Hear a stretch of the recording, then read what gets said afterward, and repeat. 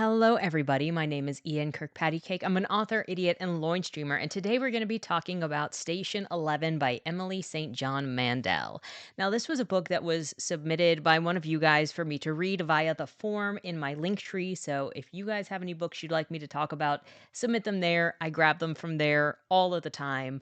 I have a different book that was mentioned to me that I'm going to be reading, and then I'm going to be reading Going Bovine. I don't know why I said one and not the other.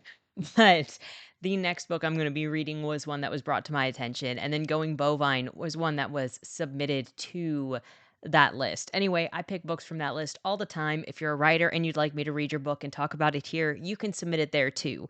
And that goes into what we're going to discuss before we get into the discussion of this book. Number one, if you enjoy what I do here on the channel, please remember to like, share, and subscribe for more. Number two, if you would like to be featured on the channel, there are a couple of ways, including the monthly prompt contest, the Frit This, where I'll give you feedback on whatever you submit, and the Fresh Meat feature, where you can submit the first chapter of your novel if you're an indie author and you have a book out or one that's coming out, and I'll read that chapter and hopefully bring people's awareness to your book existing. Because as far as I know, getting attention on a book, getting a book known in the vast sea of books is like one of the hardest things. And the types of reviews I do are not always what people want, so I do try to do samplers with no opinions. The third thing is, if you would like to check out any of my books, they're available at any of your favorite places to get books, and my newest novel, The Legend of Bill Cassidy, Book 1, American Princess, should be available sometime this year, hopefully. That's what we're looking at. Hopefully. I'll put a lot of work into it. Other people have helped me sharpen it. I really appreciate it, and I am looking forward to sharing it. I hope that it is an enjoyable experience, to say the least, but I understand if it's not. Anyway, with that said, let's jump into this with the first page for vibes. Now, if you don't know anything about this book, it is a book about a pandemic written in, or well, published in 2014. So you might see some things that will make you think of 2020, at least in the beginning when the pandemic is striking. And it is also a multiple timeline story where it starts pre-pandemic, then it skips forward 20 years, and then we kind of go back and forth between different lives at different points in time, discussing kind of how things have changed over time. And then still having like the post-pandemic stuff seems like plot B, where Arthur, the actor that is going to die in the first chapter, no spoiler, he dies in the first chapter, but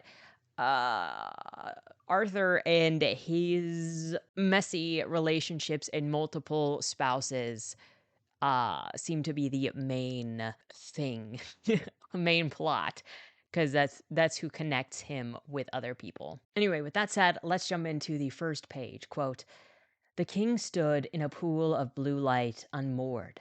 This was Act 4 of King Lear, a winter night at the Elgin Theatre in Toronto. Earlier in the evening, three little girls had played a clapping game on stage as the audience entered, childhood versions of Lear's daughters, and now they returned as hallucinations in the mad scene. The king stumbled and reached for them as they filtered here and there in the shadows. His name was Arthur Leander. He was 51 years old, and there were flowers in his hair.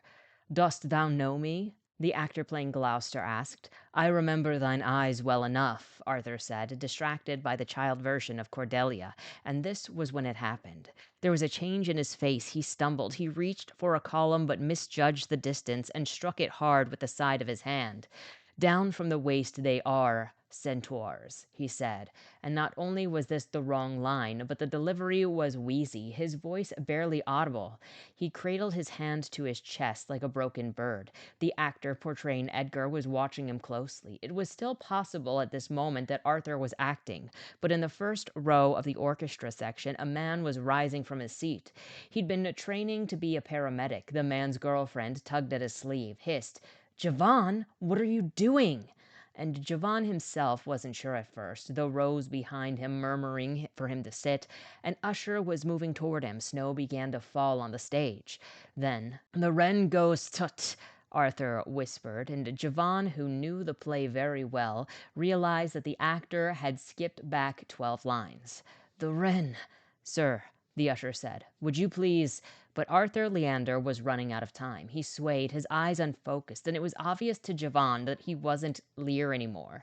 Jevan pushed the usher aside and made a dash for the steps leading up to the stage, but a second usher was jogging down the aisle, which forced Jevan to throw himself at the stage without the benefit of stairs. It was higher than he'd thought, and he had to kick the first usher, who'd grasped hold of his sleeve. The snow was plastic, Jevan noted, peripherally, little bits of translucent plastic clinging to his jacket and brushing against his skin. Edgar and Gloucester were distracted by the commotion, neither of them looking at Arthur, who was leaning on a plywood column, staring vacantly. There were shouts from backstage, two shadows approaching quickly, but Jevan had reached Arthur by now, and he caught the actor as he lost consciousness, eased him gently to the floor. The snow was falling fast around them, shimmering in blue-white light. Arthur wasn't breathing. So this is obviously a very strong start with like an action happening, and you'd think Jevan is probably going to be something of a main character that we're going to follow, right? Because one, he's the perspective character that we're getting right now in this third person. And then two, because he's immediately taking action in this scene. The thing is, Jevan is going to be a very, very small part of this story, and Arthur Leander is actually the bigger part of the story, which is kind of misleading, but we'll get there, especially as we get into like what I mentioned as the hook after reading about 15% of the way through the story. Anyway, during this play of King Lear, Arthur obviously has a heart attack. The theater moves quickly to clear out the stage to try to shield the child actors from the trauma of seeing Arthur's death. Jevan, who is actually paparazzi wanting to train to be an EMS, but isn't actually one, but that's why he jumped forward, because he's been training at least somewhat and wants to become EMS. He jumps forward from the audience to get things moving with Arthur to try and resuscitate him because he sees an issue that is happening. Once things are settled, he calls Laura, his partner, who he'd taken to the theater on a date, trying to find her. Arthur was a Hollywood actor, saying that he was actually very excited to finally be old enough to play King Lear. He's not super popular as an actor, but popular enough that he is featured in paparazzi magazines, and he's known for the drama in his life and also had a book written about him. So maybe he was downplaying how famous he was, but he had a decent people knew about him. Now, he cheated on his most recent wife, who is his third wife, and he cheated on her with a director, so they're in the middle of getting a divorce, and the paparazzi was making that the subject of their current copy. So that's what everybody knows about Arthur right now. Before getting into EMS work, Jevan had also been a paparazzi, and now he was trying to use his familiarity with the trade to get around the people bothering them. He runs into some old colleagues at the theater who are trying to get the DL on what is just happening with Arthur, because they're all paparazzis, and the old colleague is sharing what he experienced. Quote, "Yeah, okay, you were inside, weren't you? What happened?" A few of them were speaking into their phones. "I'm telling you, the man's dead," one of them was saying near Jevan. "Well, sure, the snow gets in the way of the shot, but look at what I just sent you. His face in that one, where they're loading him into the ambulance." "I don't know what happened," Jevan said. "They just dropped the curtain in the middle of the fourth act." It was partially that he didn't want to speak with anyone just now, except possibly Laura, and partially that he specifically didn't want to speak with them. You saw him taken to the ambulance?" "Wheeled him out of here through the stage doors," one of the photographers said. He was smoking a cigarette with quick, nervous motions. "Medics, ambulance, the whole 9 yards." "How'd he look?" "Honestly, like a fucking corpse. There's Botox, and then there's Botox," one of them said.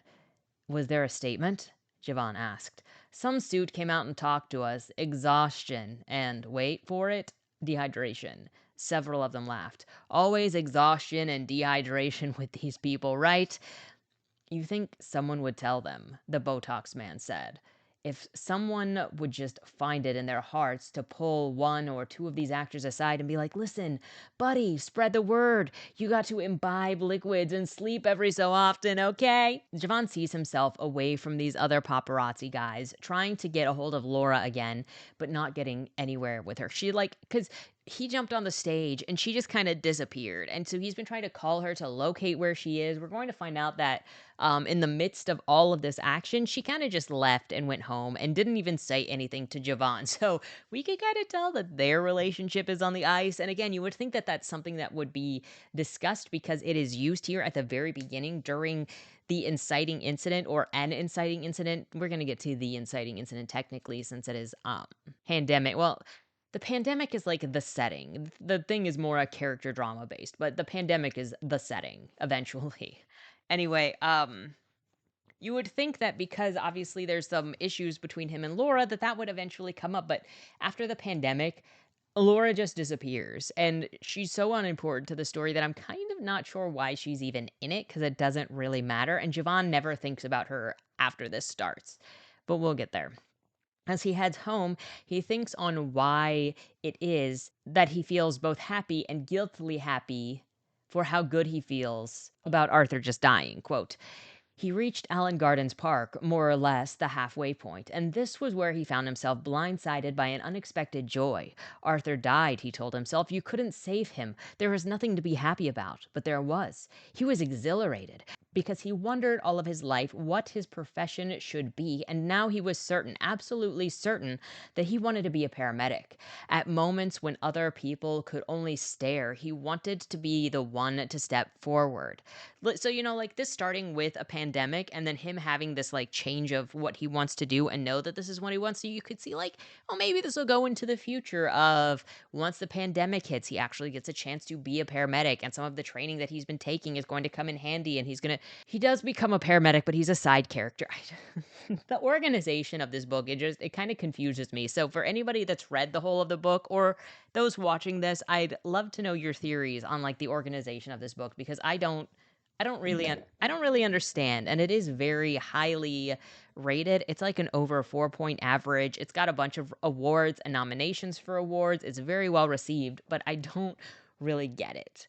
And it'll become more clear as we go forward. But so give me your theories if you read this book and enjoyed it or based on what you take away from this video. But if you haven't read the book, just know that generally all of my reviews, well, not generally, absolutely all of my reviews and discussions are going to be like slanted based on my perspective and like what I observed and found notable enough to talk about. So, but that's just the case with discussing anything.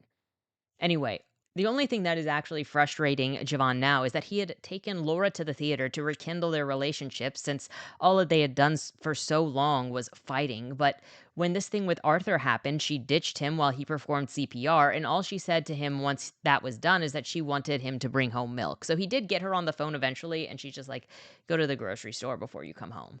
Frustrated, he is worried about going home to Laura because of what he might say to her out of his own frustration. He doesn't want to drink, and he also doesn't know where to go for a breather, so he enters the park. The acting troupe and producer are sitting in a lobby with the bartender discussing who they should be calling on Arthur's behalf since his divorce was finalized, so they don't really need to tell his ex-wife. He has 3 ex-wives and a child who is 7, but like they can't really call the child and tell the child, but they should call because the child is still family even if he's divorced to his ex-wives. They determine the lawyer that is who they're going to call because who else is there really? Meanwhile, they are also like, where the frick is Tanya, who's another actor? Some don't really know her, and then she's in the dressing room with the child actor Kirsten, keeping her busy and away from the adult issues and talking of calling her parents. Now, this is interesting. Interesting is a choice word, but there are like 3 child actresses in this, I think. Well, they're the 3 daughters, but there are multiple child actresses in this troupe. But Kirsten doesn't get along with the others and would hang out with Arthur instead. And now Kirsten is the only one who is with Tanya. Well, I'm assuming that's because Kirsten is the only one that we're going to talk about in the future. So the other ones aren't as important to the story. So maybe somebody is watching them. But this kind of doesn't even imply that there are other children actors that were around at this time. The chapter ends with, quote, of all of them there at the bar that night, the bartender was the one who survived the longest. He died 3 weeks later on the road out of the city, which is also the fact that this writes it with future knowledge as well as being present is kind of also a choice. Going forward, Jevan is going around the city park on his own, feeling pretty good. He gets a call from a close friend and previous bartender coworker named Hua. She went on to medical school when he went off to become a paparazzi. And she tells him that there's this weird case of some girl from Russia who came down with a weird flu and continues to share how contagious this thing is, going to more people on the plane and even employees at the airport. Later, she calls and says the ER is full of people who have this flu. It is called the Georgian flu. And it is hitting fast and hard and knocking people out in hours. She says something big is going on, and Jevan needs to get out of the city as soon as possible. Bro decides to go shopping for about 40 minutes that he has left before the stores close. He's going to call Laura when he gets safely to his brother Frank's house. However, Hua calls him saying that 30 plus people from the flight have already died, the ER is full, and ambulances can't run fast enough. She tells him to get out of the city if he can with Laura and his brother as soon as possible. She is coughing when she hangs up the phone. So, this is obviously the inciting incident because it is going to create, I mean, technically, it's not really the inciting incident because it's more of a setting incident than a plot incident, but I don't think you can measure this book in like normal ways of a plot arc because like Jevan has nothing to do with where this book goes. He's not even who the book circles around later. He's kind of just like your eye and seeing Arthur die this night, at least this time. We're going to get this scene of Arthur dying multiple times through the story. I don't know why we needed Jevan for this. But this is where the change of the setting happens from contemporary Toronto to what's going to happen. Meanwhile, Jevan is in the shops the same way the people shopped in 2020, which is kind of funny since this was published in 2014. Quote, Hua disconnected, and Jevan was alone in the snow. He felt possessed. The next cart was all toilet paper. The cart after that was more canned goods, also frozen meat and aspirin, garbage bags, bleach, duct tape. Funny how no matter when or where, pandemics and the response to them are pretty much the same, that it's this predictable. He buys 7 carts worth of things using all of the time left to shop for all of the supplies he could think of, and then pushes all 7 carts to his brother's house a couple blocks away. He also warns the store clerk that she should get out of town and get safe if she can. The lady thinks that he's kind of nutty, but she's also obviously kind of frightened because the news is showing on a program that's on there, and something is definitely up. She argues it'll blow over like SARS. They made a big deal out of that too, but it didn't last. Just you watch. She doesn't seem convinced by the time Jevan leaves, and with that, he did what he could and he retires to his brother Frank's house. At the theater, the producer calls Arthur's lawyer and ex-wives to tell them that he is dead. Miranda Carroll, one of Arthur's ex-wives, is in Malaysia when she receives a call that he has died and that he died on stage, and she just can't believe that it's happened. Chapter 6 is written in this way to just describe how the world's changed, and it is this singular page that I want to read you this whole page just to show you how this author showed passage of time and to set up the world in which we're going in, because there are so many different ways to set up a setting or to change a story or something like that, and it all depends on the type of story you're writing, the type of voice that you're going for, and what you want to do, and there are so many ways to do it. So that's why I want to read you this so you can see how this author was like, and now you've got a picture of how things are 20 years in the future. An incomplete list. No more diving into pools of chlorinated water lit green from below. No more ball games played out under floodlights. No more porch lights with moths fluttering on summer nights. No more trains running under the surface of cities on a dazzling power of the electrical third rail. No more cities. No more films except rarely, except with a generator drowning out half of the dialogue, and only then for the first little while until the fuel for the generators ran out because automobile gas goes stale after 2 or 3 years. Aviation gas lasts longer, but it was difficult to come by. No more screens shining in the half-light as people raise their phones above the crowd to take pictures of concert stages.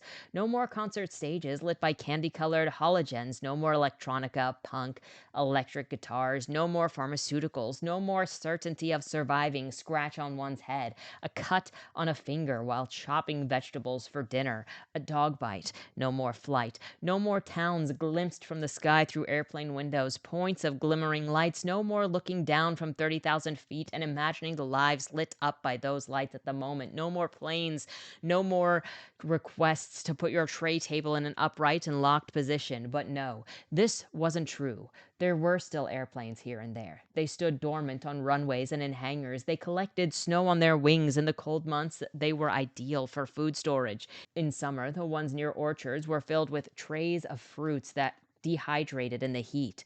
Teenagers snuck into them to have sex. Rust blossomed and streaked. No more countries, all borders unmanned. No more fire departments, no more police. No more road maintained or garbage pickups. No more spacecraft rising up from Cape Canaveral, from the Baikonur Cosmodrome, from Vanderberg, Flestek, Tanegashima, burning paths through the atmosphere into space. No more internet, no more social media, no more scrolling through litanies of dreams and nervous hopes and photographs of lunches, cries for helps and expressions of contentment and relationship status updates with hearts and relationship status updates with heart icons, whole or broken, plans to meet up later, pleas, complaints, desires, pictures of babies dressed as bears and peppers for Halloween. No more reading and commenting on the lives of others, and in doing so, feeling slightly less alone in the room. No more avatars. I mean, that's even like a whole that's the whole of the list. But even that, it's like interesting the things that they chose to specifically focus on. So you've got travel, which makes sense. You've got power, which makes sense. But then the whole thing at the end with no internet, no social media, and you would think, oh, okay, so that's going to play a role in something. It does not. But the whole focus on social media commenting and how it affects people, or it seemingly here is saying, it's not real, like that kind of goes with the theme of connectivity that eventually sort of is in here. But it is also strange that that is where it decided to put its focus. Because you would think, it's going to be stuff that matters, but social media in this story doesn't matter. Immediately after the above chapter, we have a 20-year time skip describing how things have changed since the fall of society. Quote, 20 years after the end of air travel, the caravan of the traveling symphony moved slowly under a white-hot sky. It was the end of July, and the 25-year-old thermometer affixed to the back of the lead caravan read 106 Fahrenheit, 41 Celsius. They were near Lake Michigan, but they couldn't see it from here. Trees pressed in close at the sides of the road and erupted through cracks in the pavement, saplings bending under the caravans and soft leaves brushing the legs of horses and symphonies alike. Of horses and symphony alike. The heat wave had persisted for a relentless week. Most of them were on foot to reduce the load on the horses, who had to be rested in the shade more frequently than anyone would have liked.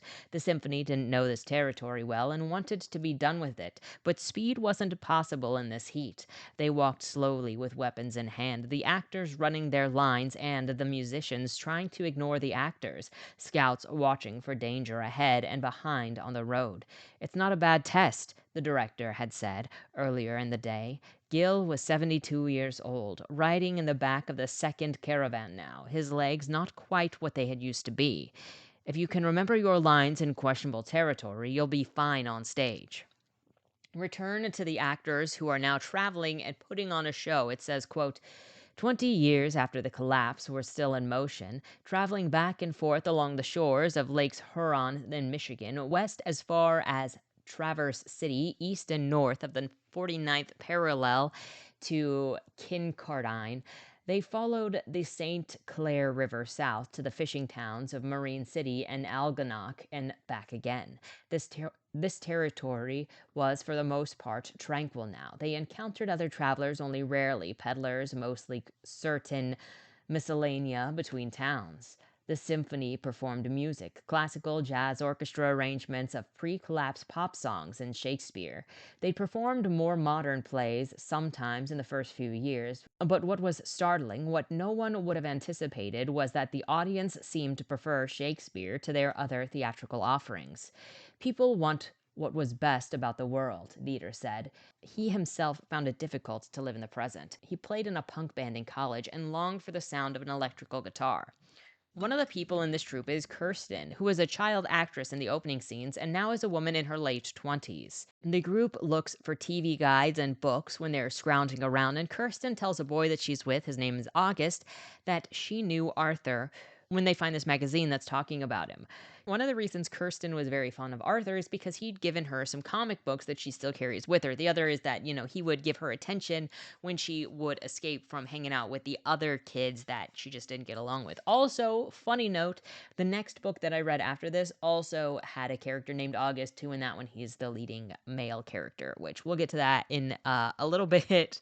Anyway, the comic that she enjoys is called Doctor 11. They seem pretty niche, maybe only 10 copies made of them overall based on numbers written into the front of the comics, and this is because they were never formally printed. What we will eventually learn is that they were made by Arthur's first wife, Miranda, and she wanted to do more artisan take on it. She didn't want to publish them. She kind of just did them for herself and then published them privately and gave them out to a few close friends. The troupe is on the move and practicing their shows, and the troupe eventually suffers bickering while traveling like everyone else does. Quote, "This collection of petty jealousies, neuroses, and undiagnosed PTSD cases and simmering resentment lived together, traveled together, rehearsed together, performed together 365 days of the year, permanent company, permanent tour. But what made it bearable were the friendships, of course, the camaraderie and the music and the Shakespeare, the moments of transcendent beauty and joy when it didn't matter who'd used the last of the rosin on their bow or who anyone had slept with, although someone, probably Syed, had written Satyr, hell is other people, in pen inside of one of the caravans, and someone else had scratched out other people and substituted flutes. Kirsten goes looking for her friend Charlie and Charlie's husband Jeremy, who lived in this certain town that they're stopping in. However, when she gets to where they should be, they're seemingly gone. The woman there who knew Charlie and Jeremy seems uneasy and tells Kirsten to stop asking questions and to leave town immediately. When asked about Charlie and the baby that she was supposed to have, the woman says that the baby was born, is fine and healthy, but the two of them left the town because Charlie rejected the advances made on her by the prophet who runs the town. Kirsten reflects on this town feeling different from the last time that she was here. And again, you'd think that this would be like the plot of the story, something to do with the post-apocalyptic. It's not. This is plot B, and we're going to forget it in all of Arthur's drama. Kirsten is then shown graves nearby just outside of town for the three that she was looking for. Although there are grave markers, there's nothing dug up to look like bodies were put in the ground, so they're sure that Charlie, Jeremy, and Annabelle are still alive, Annabelle being the baby. Back with the troupe as they prepare for the show, a couple of them discuss what might have become of their friends who used to be part of this traveling troupe, which direction they may have gone, and Kirsten tells the others about the warnings she received about the prophet of this town. They put on A Midsummer Night's Dream, and there is some exposition about Shakespeare's siblings, survival of the plague in the past, and parallels with the current time. After the play, they hear that the prophet is speaking of how things are and quickly determine that this place is a doomsday cult, it's heavily controlled, and they need to leave. They're even asked if they've got the prophet's permission to leave, and they're like, quickly, they scurry the heck out of there before the prophet can get to them. Kirsten sees a small boy was affected by something their leader said on the way out, and she asks why he looks so freaked out. It turns out that it has been suggested that they leave one of their younger girls behind because the prophet is looking for a new wife. So they should sacrifice one of their girls so that the prophet doesn't follow them or get angry that they left without his permission. As they travel and make plans for where to go next, Kirsten reminisces of the old life and memorabilia of the old life that she still has. Going into Arthur's background and how he grew up, we get into his acting and his wife Miranda. Miranda is also a comic artist behind Station 11 that her boyfriend at the time, Pablo, didn't believe in. They broke up the same night that she slept with Arthur, so she is also cheating and then jumping in different relationships. And they talk, quote, "Can you call pursuit of happiness dishonorable? Sure, sleeping with film stars when you live with someone else isn't honorable per se." Followed by the fall of the relationship between Miranda and Arthur because it was doomed to fail since they kind of look at how they got together. She never fit into his parties with famous people. She was an artist who wasn't worried about her comic ever being seen, and she just wanted to work on it, and everyone thought of her as Arthur's eccentric wife. She meets Jevan outside of Arthur's house one night when her husband is having a party and definitely cheating on her with somebody who is at the dinner party, and she went outside for a breather from the party and ran into Jevan, who was stalking her husband at the time for paparazzi pictures. Um, they spoke over cigarettes as they were smoking. By the end of the chapter, she is divorced and throws herself into work, taking care of herself, being independent, and she enjoys that and her job. But sometimes she's lonely. She wants somebody to share her life with, and she thought that was going to be Arthur. At least she's taken care of, she thinks. There was one thing that the woman her husband cheated on her with said when she had come to Miranda's room and saw her working on her art, and that was, I believe this was supposed to happen. And Miranda said, I don't want to think I'm following some script. Anyways, everything that matters to Miranda at this point is being self sustaining, independent, and her comic that is. And the comic that she is writing for nobody but herself. Now we go into a chapter that is an interview saying that the comics were given to Raymond by Arthur. The next chapter about after that is another chapter about Arthur's background. Then we have another interview with an interviewer wanting to know more about the world before and during the collapse to understand it better. Quote, nonetheless, I believe in understanding history. Fair enough. Some towns, as I was saying, some towns are like this one, where they want to talk about what happened, about the past. Other towns, discussion of the past is discouraged. We went to a place once where the children didn't know the world had ever been different, although you'd think all of the rusted out automobiles and telephone wires would give them a clue. Some towns are easier to visit than others. Some places have elected mayors or they run by elected committees. Sometimes a cult takes over, and those towns are the most dangerous. In what sense? In the sense that they're unpredictable. You can't argue with them because they live by an entirely different logic. You come to a town where everyone's dressed all in white, for example, and I'm thinking of a town that we visited once just outside of our usual territories, north of Kincardine, and then they tell you that they were saved from the Georgia flu and survived the collapse because they're superior people and free from sin. And what can you say to that? It isn't logical. You can't argue with it. You just remember your own lost family and either want to cry or harbor murderous thoughts. We now return to the symphony being worried about whether the prophet is stalking them or not because they didn't ask permission to leave. Eventually, they find a young girl who is age 12 hiding in their things. The girl had previously been watching Kirsten when Kirsten was asking around town about Charlie. She worried that this girl is a spy for the prophet, but the girl said that she needed to get out of town because the prophet was going to make her his fourth wife. Kirsten and August ask the girl about the prophet, and the girl explains how he came in. People thought that he was benevolent, and then he took over. The girl is also asked if she knows Charlie and Jeremy, and she says that she does, and tells them that Charlie said that she'd be at the Museum of Civilization if this little girl named Eleanor ever came looking for them. Kirsten thought that the museum was just a rumor, but it appears that there might actually be teeth to the rumor, and that might be where they want to go. Kirsten, August, and a few others are scouting an abandoned school for supplies. They don't find much, a flute piece and a skeleton of a man who killed himself. Kirsten is asked what they're looking for, and she thinks about how it's always traces of the world that once was before they're all gone. But it feels like too much to explain, so she doesn't say that. Then there's an interview transcript with Kirsten that asks her about how she feels with the world changing during her lifetime. She refuses to answer. She's then asked about her black dagger tattoos that she has on her arm, and again she says, "You know what they mean, and I'm not going to talk about it." It kind of heavily implies continuously that they relate to people that she's killed. Now we go back to the hunting group, and Kirsten is with August and a guy named Dieter. And Dieter is out there saying how for a while he's dreamed of airplanes in the sky because if he saw an airplane, it would mean that there was civilization survived somewhere out there. So he still looks for signs to find that hope. Then, while a bunch of them are out scouting, Dieter and Syed disappear with no signs of what had gotten them. Nothing for miles. It must have been the dust bunny, honestly. Somebody's got a dust bunny around here.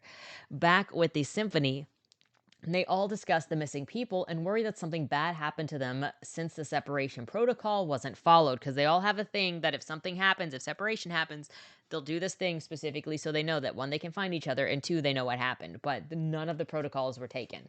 Kirsten worries about things that the prophet had said and that they were the light. So anyone who was not in the light could be considered darkness. And if you believe that other people are darkness, then that pretty much gives you free reign to do whatever you want to those things that you consider evil. Hashtag Dalen logic.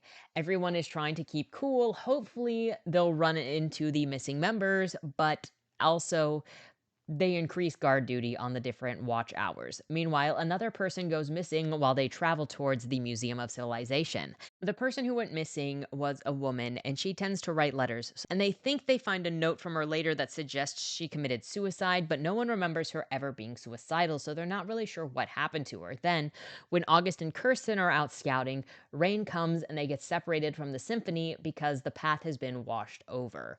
Kirsten and August stumble upon a small encampment of people just outside of town that they're near. They mention that they're missing some of their people, and they feel stupid shortly after because they're like, if this encampment of people knows that we are separated from our people and it's just the two of us, then that makes us vulnerable. But they get away from that encampment just fine without any trouble. Then they find a house to stay in that also has remnants of a dead family in it. Kirsten also looks through the clothing and finds a new dress and wedding clothing that looks like a costume to her.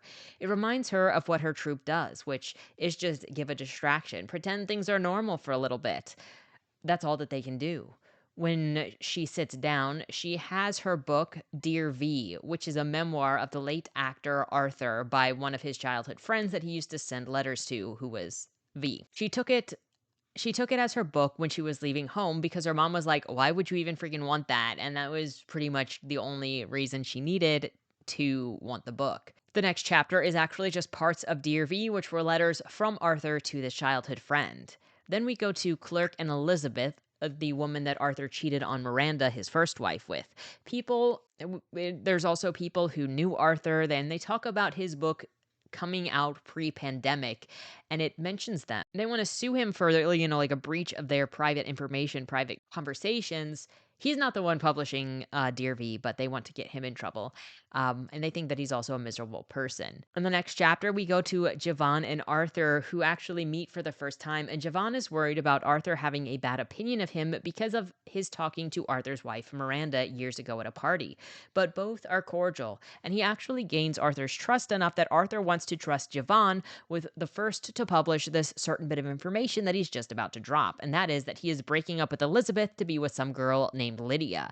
He hasn't been able to tell Elizabeth yet because he is a coward, and so he wants Gossip Magazine to force his hand since he is unable to say anything himself, and he is going to live with Lydia next week, so something needs to be said. He just can't break the news himself. What a week, dude. I don't know why we freaking care about freaking Arthur over here.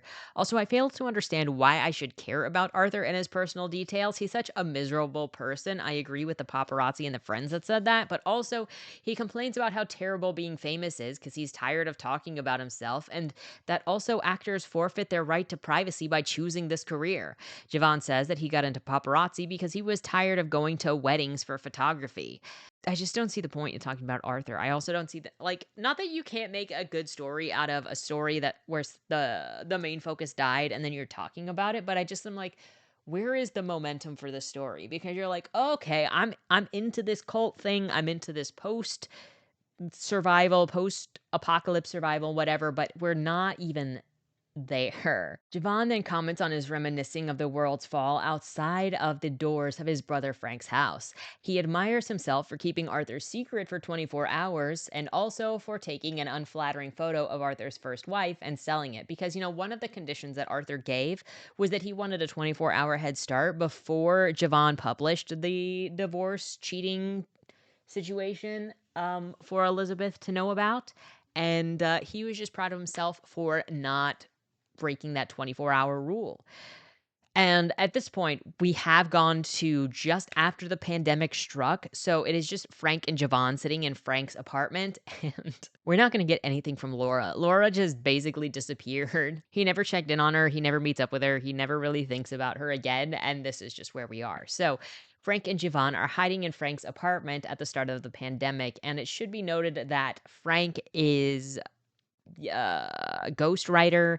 I think he ghost wrote for Arthur, and he doesn't hardly leave his apartment because he is a paraplegic, I think, or he's got a paralysis in his legs. He's got some severe health issues, to say the least.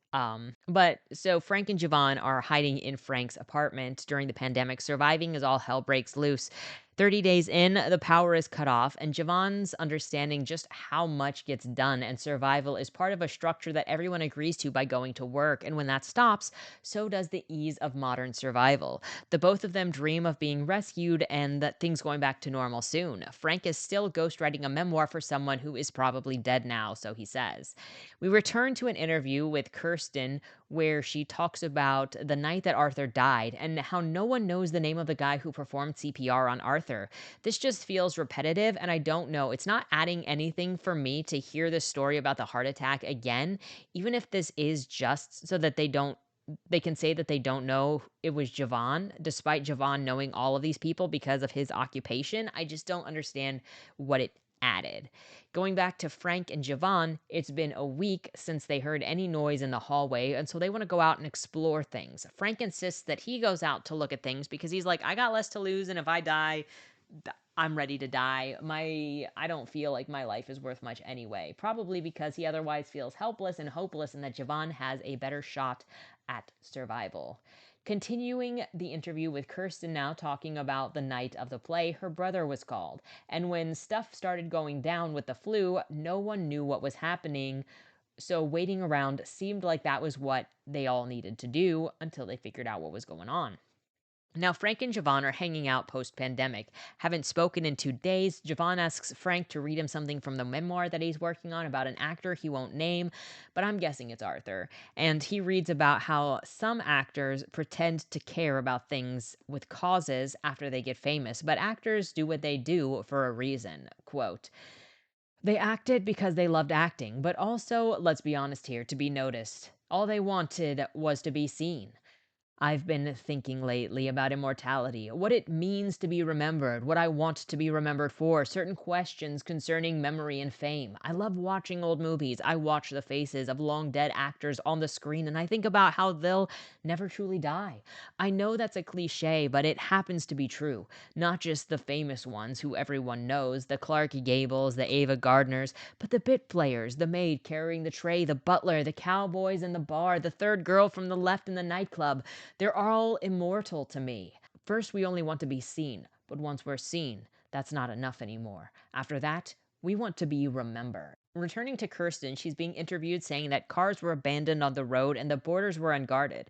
Everyone was gone, so what was there to wait for anymore anyway? And that's kind of when the troop just started. Frank dies, seemingly in his sleep, and Jevan decides to leave the house now that he is alone and goes wandering. He sees the empty world, finds another group of people, and introduces himself. In a Kirsten interview, Kirsten says that she believes that people who remember the old world are more traumatized from the fall than the children because they had more to lose. She was only 7 to 9 at the time when it was happening, and so she remembers some things, but not as much as older people who got to live their whole early life and young adult life, or even adult life, in that world, and now live in the post pandemic world that is so totally different, and they lost everything. Kirsten and August, now in a modern time, leave the area where the other people are. They got supplies and some gossip magazines, and Kirsten reminisces on how times used to be. And the two of them talk about alternate universe theories and a universe where the virus didn't actually destroy civilization. They settle down eventually into a quiet house that has no food. And the gossip magazine that she has is actually the one that has Miranda, who is getting back with Arthur. So, first wife returning to Arthur, maybe after his third wife. I don't know. Flashback again. Miranda and Arthur are now secretly meeting, and the paparazzi have no idea. After his father died, Arthur called Miranda because he feels like she is the one that he is closest to. The two reminisce, and Arthur says how much Miranda has changed his life. Quote, but why me? We haven't spoken since the last divorce hearing. You know where I'm from, he said, and she understood what he meant by this. Once we lived on an island in the ocean. Once we took a ferry to go to high school, and at night the sky was brilliant in the absence of all of these city lights. Once we paddled canoes to the lighthouse to look at petroglyphs and fished for salmon and walked through the deep forests. But all of this was completely unremarkable because everyone else that we knew did these things too. And here in these lives we've built for ourselves, here in these hard and glittering cities, none of this would seem real if it wasn't for you. And aside from that, she realized, he was currently wifeless. To get past the paparazzi, Miranda's meetings with him were at a theater where King Lear was being put on. She dresses herself up and wears sunglasses, which get her attention from the paparazzi because it's nighttime, and who wears sunglasses at night but sussy people? She thinks of the paparazzi as parasites, which, not wrong. The reason that Arthur called to meet with Miranda is because a friend of his from years ago, Victoria, was about to publish a book called Dear V that was a series of letters that he had sent to her over a long period of time, and some of those letters contained information about Miranda. Arthur said that he used Victoria like a diary at times without realizing it and just wanted to give Miranda a heads up before some of her private information got out. While Miranda and Arthur are catching up, Kirsten comes in with a coloring book because she doesn't get along with the other girls in the play and usually hangs out with Arthur. Miranda also then tells Arthur that she is moving to Malaysia in 4 days. Miranda brought in some of her comics to give to Arthur, and those comics impress both Arthur and Kirsten. Miranda returns to her hotel room and realizes that she forgot to give Arthur back the paperweight that she stole from him 11 years ago. She arranges for the concierge to send the paperweight to Arthur's theater so that he can get it back before she moves, but she doesn't want to go see him herself. Miranda is then at the hotel in Malaysia while the pandemic is spreading, and she thinks little of it, knows that it's happening, but doesn't think that it's that big of a deal, so she's just meandering on the beach casually. Quote, later that evening, she would find herself troubled and the moments even a little amused by the memory of how casually everyone had once thrown the word collapse around before anyone understood what the word truly meant. But in any event, there had been an economic collapse, or so everyone called it at the time, and now the largest shipping fleet ever assembled lay 50 miles east of Singapore Harbor.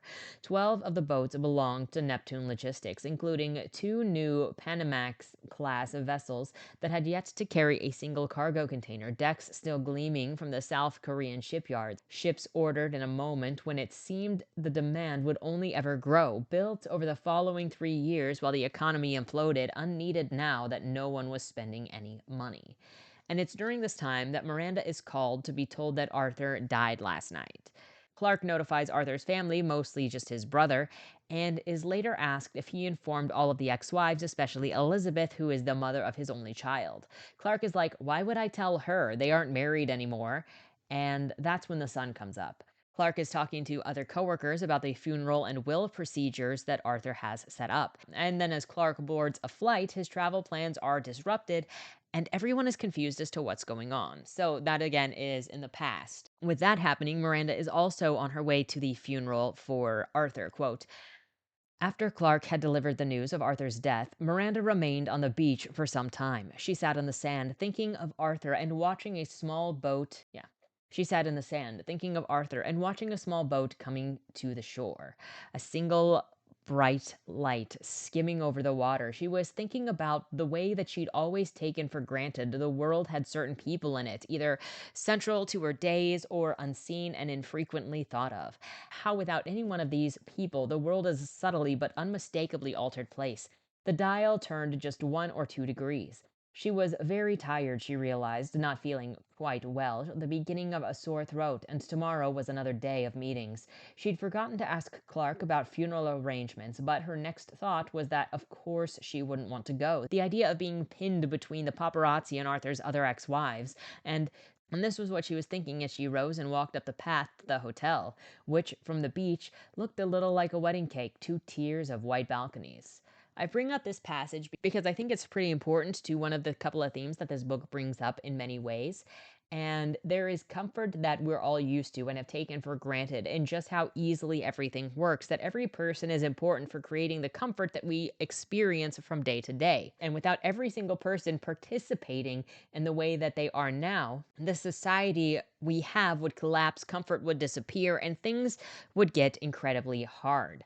I think a large portion of one of this book's themes is how we're all connected directly and indirectly, and that connectivity creates ease and meaning and functionality that we don't realize is so delicate until just one of the people in that chain falls, which will then cause another to fall, and then more and more and more until everything is drastically changed. And you can even see that in the interpersonal as much as the economics and working in this. Think of Jevan's friend who warned him about the flu and he was able to prepare, or and how without that friendship he wouldn't have had that warning.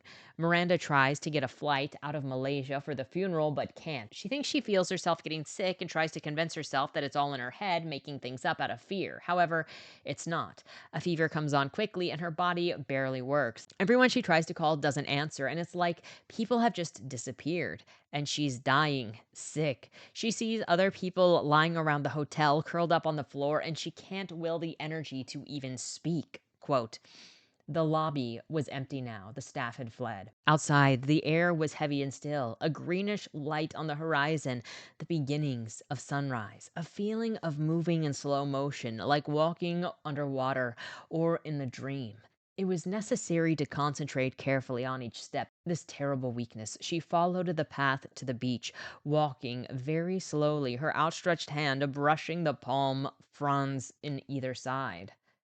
At the bottom of the path, a hotel's white chaise lounges lay in a row on the sand, unoccupied.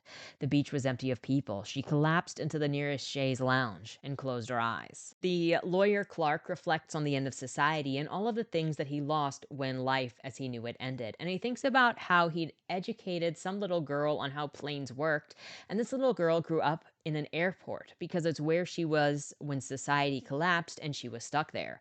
By the end of the second decade, most of the population was either born in an airport or walked into one later, as that's where many of them, built someplace to live.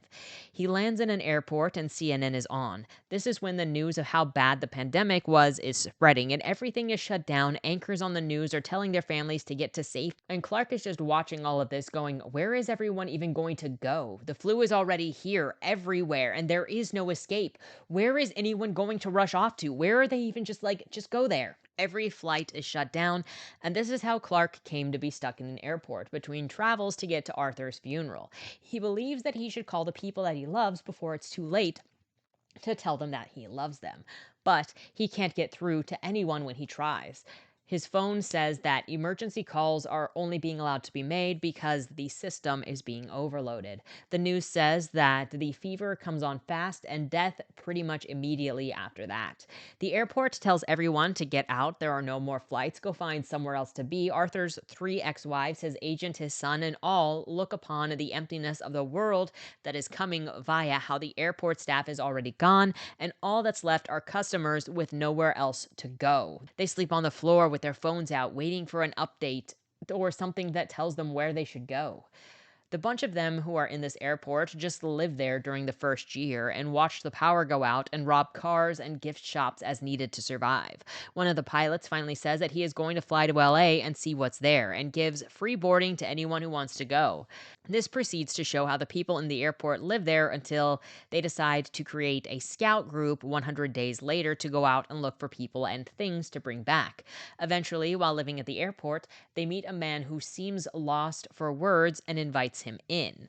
At the end of the 15th post-pandemic year, the Museum of Civilization in the airport had around 300 people living there. Tyler, Arthur's only son, asks Clark why they were the only ones to survive and what made them so special. And for sure, they were good people and those who died were weak. Clark is trying to convince Tyler out of this mindset, but Tyler is all into the fire and brimstone thing, reciting passages to himself even. Clark goes to Elizabeth to tell her about Tyler's obsession, and she also seems to think that this happened for a reason. Clark is concerned. Later, things get worse with the spread of insanity. Quote, he's right, she said. She stopped knitting for a moment to count her rows. He felt a touch of vertigo. Elizabeth, what reason could there possibly be for something like this? What kind of plan would possibly require? He realized that his voice had risen. His fists were clenched. Everything happens for a reason, she said. She didn't look at him. It's not for us to know. Later that summer, a band of religious wanderers arrived, headed south. The precise nature of their religion was unclear. A new world requires new gods, they said. We are guided by visions, they said. They said vague things about signals and dreams. The airport hosted them for a few uneasy nights because this seemed less dangerous than running them off. The wanderers ate their food and in return offered blessings which mostly involved palms on their foreheads and muttered prayers. They sat in a circle in Concourse C and chanted at night in no language anyone in the airport had ever heard. When they left, Elizabeth and Tyler went with them. We just want to live a more spiritual life, Elizabeth said, my son and I.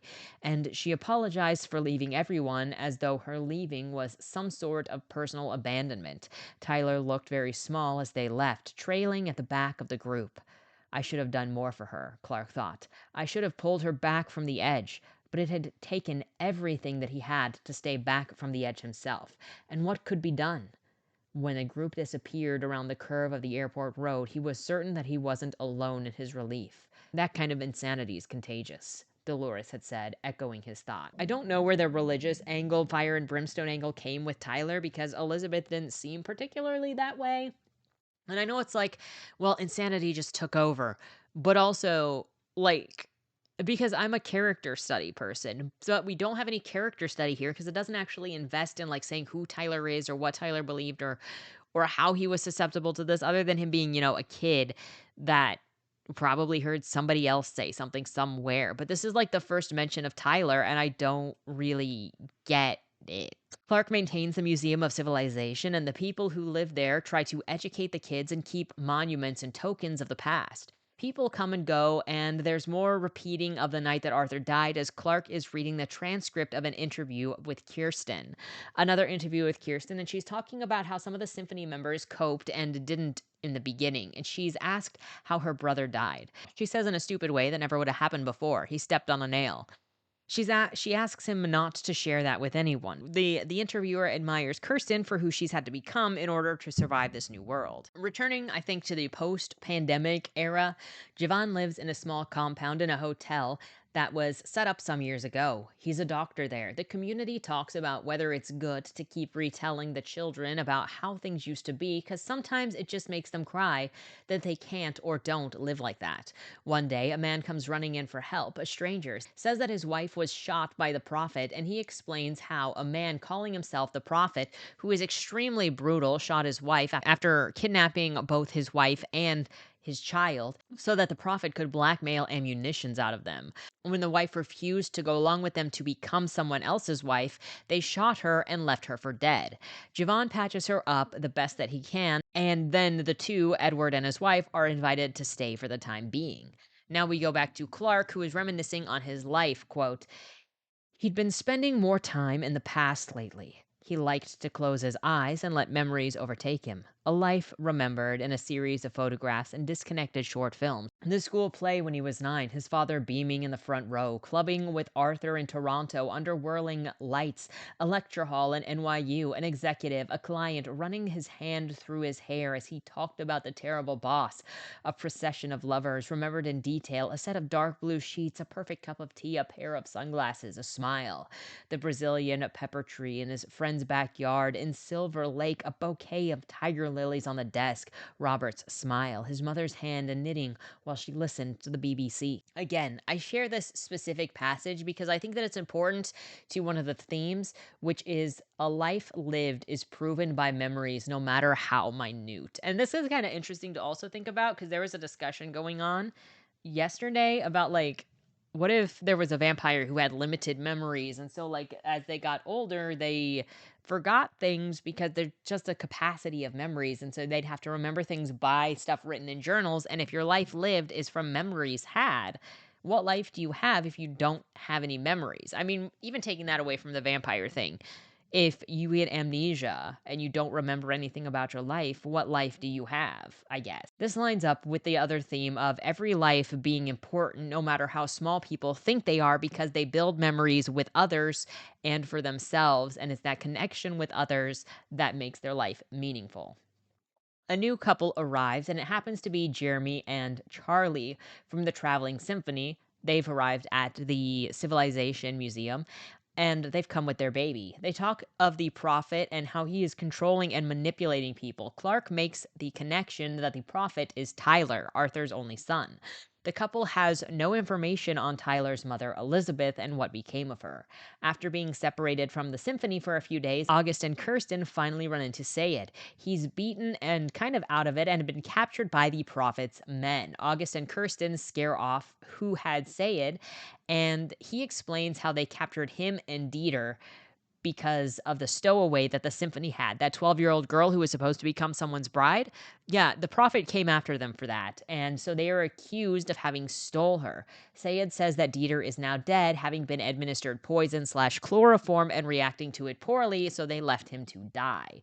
Going back shows that Sayid was captured, as well as the girl called the Clarinet. That's the missing girl that they also found that they thought was maybe suicidal, but it was like she's never expressed suicidal anything. She was also a playwright who wanted to make new plays so that they didn't have to only do Shakespeare, since she didn't even like Shakespeare. She was captured after Dieter died because two other people made it easier to negotiate than one. The prophet's men claim that all they wanted was that 12-year-old. One of the captors is like 15, and he says that he has been training for this stuff since he was 5 years old, and it doesn't matter if they're outnumbered. They saw how silent he was. And so this 15-year-old is like, even if the symphony is 30 plus people, we can pick them all off easy. You see how well I'm trained. Sayid keeps the group busy while also setting free the clarinet and giving her orders to find her way back to the symphony and inform them of what's going on so they can prepare. She does eventually slip away.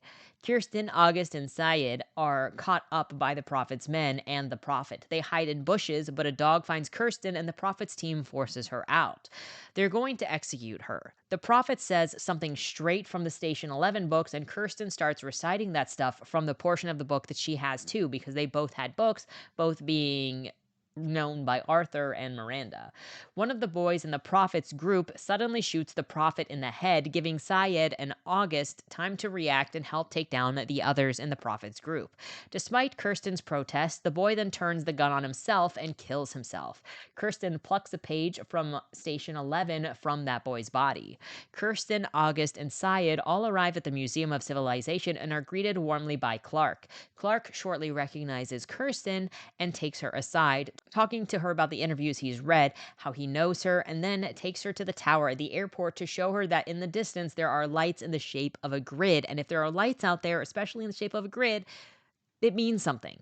Jevan, his wife, and his son, Frank, are now making bread and just living a new life. Back to the night that Arthur died, but starting in the morning as he goes about his life, he feels weaker than normal and exhausted and trying to get himself alive again. The night of the show, he offers to pay his current girlfriend's student loans off. He also calls his son to say, "I love you." He gives Kirsten the comics that Miranda had made because he doesn't want anything but his son. So he plans to move to Israel after the show closes to be able to see his son every day. Then he has the heart attack on stage, and it is decided that we need another long description of him tripping over himself, having a heart attack under the stage lights. There is also a moment when he is on stage pre-show, just in his seat, and he is contemplating life and his choices and how he is where he is today. We now have a chapter that has some of the comic book pages described. Clark is then reading the comic book that Kirsten left behind and recognizes characters in the book as people that he knew. He then reminisces and wonders whatever could have happened to Miranda. He hadn't thought about her in some time. He then thinks about maybe the world is being born again, could be born again. Quote, "He likes the thought of ships moving over the water toward another world just out of sight." And that is the end. So give me your thoughts on all of that. I only have brief comments here, which we are going to get into. Genre and audience, I would label this as an adult, post-apocalyptic, collapsed society, but also just literary fiction because it wants you to think about the themes that it's setting, I think, more than the actual setting. Now, obviously, for some extent, this is not related to that, but I want to say this before I forget. Because Tyler and his mother, Elizabeth, were living in Israel, and so maybe that has something to do with why he leaned into the cult thing, but again, we have nothing. It's so unfortunate because I think that that could have been very interesting to just like see the development and to get to know Tyler and how he developed the way he did and what happened to his mom and have the conflict between Tyler and Kirsten and maybe see what happened to Elizabeth because of the development of Tyler. Like there are elements here that I think would have been interesting, but it's not where the story wanted to go. And instead of what feels like it wanted to be character focused, it feels more like it is theme focused. So instead, it wanted to go on about things that it could then paint a theme with. I don't think that I would call this dystopian, but people tend to use dystopian and post apocalyptic as synonyms when they actually aren't. Hook. The opening portion of this book pretty much creates the setting in which we will live under. At least that's the suggestion. That's not actually what happens, totally. I think the book spends more time talking about the past before the apocalypse, and then we spend like 6, 7, 8 chapters with Frank and Jevan living in Frank's apartment. But I think we do that more often than we are actually in the post-apocalyptic. But anyway, this is like from the first 15-20%. It has a normal way of life interrupted by a pandemic that rapidly spreads and a troupe of actors, thus possibly giving us the start of who we will see going through to the end of regular society, which is kind of true because we do see Jevan and we do see Kirsten and we see what's left of the acting troupe, though everybody at the bar died. Considering the pandemic is the inciting incident, theoretically, suggestively, the assumption might be that they will live through the pandemic and create a new society with new hope, or we will see them generally fall and fail to the chaos and lack of ease. Obviously, it went to survival, that then went to an idea of hope with Clark. This could become a survivalist story, which seems to be possible with how Jevan both responded to Arthur and immediately prepared. It can also become a story of how power takes over or immediately go into a new way that life has been restructured. The jumping off point here provides for it to go in either dystopian or post apocalyptic, depending on where it wants to take the story going forward. So I wrote this after reading the Society Collapse chapter that I read to you guys that was in its wholest. At that point, we don't know if the main character is Jevan. The actors will likely continue to be involved because of the opening scene was with the actors, and many of the section titles are play related because this is in like 6 parts, 7 parts. And I'm not sure what else that gives us, but seeing how these people survive in the same way that The Homesteader by T. Alex Radcliffe, previously read on this channel, was also a pandemic survivalist story. Though his was definitely more like survivalist RPG, and then this was literary in a post-apoc setting. Language. There are descriptions in this that I think are both interesting and unique, like, quote, Arthur wasn't old, but he wasn't aging very well. In general, I think the descriptions in this are great, and the author does a wonderful job describing the helplessness, emptiness, and the effect of the flu/sickness taking over, even in an attempt to fight against it. I actually think that's where this author's strengths lie. The overall language comes across as appropriate, well chosen for the believability and the mood of the story, and is just nice. And they seem very skilled in expressing what they want to express, especially in the chapters that seem um without a perspective to do like time skips and all that. Very well done. Descriptions/writing. I think the pacing is disturbed by the back and forth timeline, especially when you have it mixing between movement and non-movement constantly. You already know the state of the world, and so part of it feels silly to even go back after establishing that it's all failed, and part of the future chapters are all just talking about the past as we know it and the failure as we know it, which already happened, or showing relationship drama of an actor who died at the beginning, and that's pit against survival in a post-apocalyptic setting world and a cult possibly stalking this group as they look for other survivors. I get dual timeline stories or multiple timeline stories, but for me, this didn't read as effective because it wanted to write about the post-pandemic, pre-pandemic, and the night of the pandemic all at the same time, and they didn't all have things moving them forward. I think the post-pandemic with the cult was the only thing that maybe had forward motion and maybe had its own plot, and everything else was meandering, and even that one had meandering, and that one also had Jevan's side and Clark's side, and there was some other post-pandemic group and the interviews. So the multi-style and multi-timeline, I don't know, it just didn't work for me. The pacing especially got messed up for how much repetition was there for the night that Arthur died. Like, we got multiple descriptions of that in multiple fashions that changed nothing about it. We know that he suffered. We know that he did it in front of an audience. We know that he regretted his life. Why was one of the last chapters him dying again? And the only thing that that chapter did was say, I love my child. I want to go be near my child. I'm going to quit my job to go and be near my child. And I don't want belongings anymore. I don't need money anymore. So I'm going to pay off my current girlfriend's debt because reasons. Like, that's all that it did. It often felt like I was reading the same thing again and again and again without ever moving forward because the story kicked us 20 years into the future only to keep going back over things of the past and then repeating things. And we had like, here's a chapter with random comic pages, here's a chapter with a random memoir.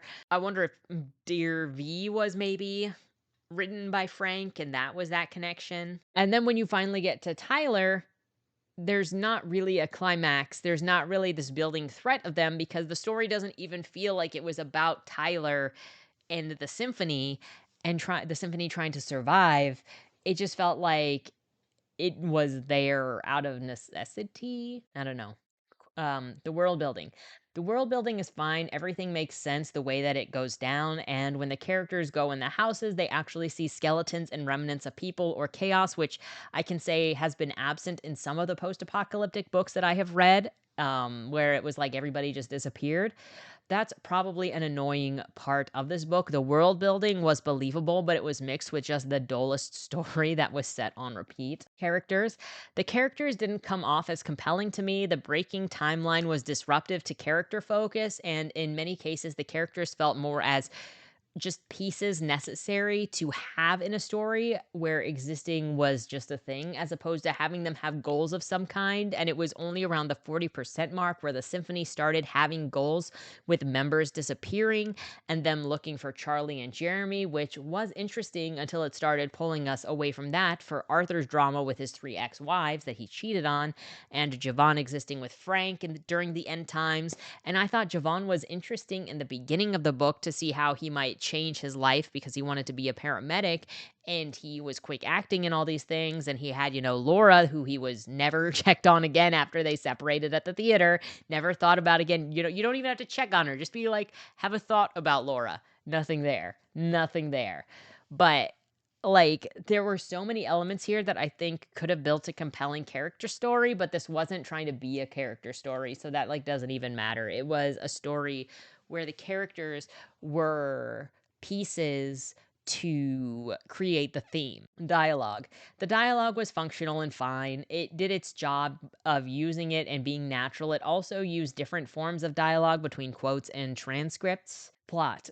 I don't even feel like there was much of a plot here. I could say that it was pandemic suddenly hit and changed the world, throwing us 20 years into the future to see survival of the population who remained, but then it also constantly references the past and past lives and how people used to live before the pandemic, but it also spends so much time in pre-pandemic with some of the characters, then repeating how Arthur died and the lack of momentum. Even when you get to the prophet catching up to the symphony and stealing people to try and get back that little girl that they ran away with, there is no momentum because the symphony isn't even focused in the story. It's more about Arthur and how he connected people and his regrets before he died. Eleanor doesn't really matter after that initial, they see her and she says that the prophet wanted her. And I think that's only just to inform the reader that the prophet is going to be a threat, which I think we could guess. I think we could guess. Themes/other. I think some of the main themes that came through for me in this novel were cooperation for existence, the importance of the community, of just like everybody, even people you don't know, because people you don't know still affect you by the things that they do on the daily. And if they stop doing those things, then it would still affect you, even if you don't know them. The value of life, what is life, what counts as life, having memories, making memories, all of this, what we consider important to us, and how you reflect on those things when you have them and when you don't have them, and then memory and impact. Because Arthur, talked about, I want to be remembered. actors at some point, that's all that they want, and people in general, once they realize, that they've reached immortality or they've reached being able to act, and now they want to be remembered, and that's the thing that most people want, is what this is saying, and how you impact others. But you can impact others without being remembered. But I think those were things that stood out to me as themes. Overall, this book repeated itself too much for me to either be compelled or drawn into it. I felt like I was never getting anywhere, and on rare occasion that the book felt like it was moving, it just cuts off at the knees after one chapter to go and do a bunch more repetition at the end. And we still finish with more repetition, another retelling of Arthur's heart attack, and so we end up where we started with no new information, and then Clark saying that he feels hopeful for the future. I don't know the amount of times that it repeated itself without moving. I don't know. This book is enjoyed by a bunch of people, has awards and the like, so don't take my word for it. This might be your jam and how you like books. This was just my experience. So with that said, I'm looking forward to your guys' thoughts. Have you read this book? Will you read this book? What do you think of what was described here if you're not going to read this book and post-pandemic stories like this? On that note, I'm looking forward to the discussion down below. I hope you have a wonderful weekend, and don't die. To my children, Tommy, Annabelle, and Ike, if you forget everything else I said in the lifetime I had with you, I need you to remember these 3 things. 1. I believe a woman's love is the most powerful thing on this earth. It can start wars, end them, and change the devil himself into someone God might see worthy of giving a second chance. She don't owe this love to anyone, but she do carry it around with her so long as she is living, and to give it away is something special. This is why evil will do anything it can to pervert women's nature and destroy their innocence. Of every crime you might commit during your lifetime, be it of daring or necessity, for every defiance you may act out against God, government, or man, avoid harming the innocent, for the day that we become bloodthirsty beasts where love don't exist anymore is the day hell on earth has come. And as bad as it may seem at times nowadays, we ain't there yet.